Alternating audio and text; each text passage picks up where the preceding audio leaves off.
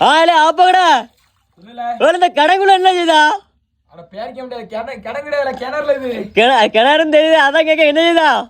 தண்ணி தான் கொண்டுட்டு சரி அதான் சரி தண்ணி குடிப்பேன்னு வந்தேவனா அதாவது விவசாயம்லாம் எப்படி போயிட்டு இருக்கு விவசாயம் தாறு மாறு தக்காளி சோறு என்னாச்சு யாவா தண்ணி வத்திட்டு இவ்வளவு தூரம் தண்ணி சரி ஆமா மழையில ஒண்ணு இல்ல பத்தியா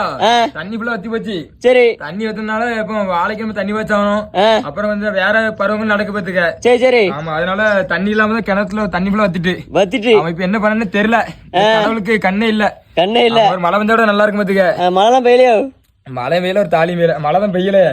மழை இப்ப வரமுடிக்க நான் கவலை ஒரு நாள் பெஞ்சு பத்துக்க சரி கரெக்டா 2 நாள் பெஞ்சு அதோட க்ளோஸ் ஓ சரி சரி ஆமா இவரு வரமுடிக்கணும் பாத்துங்க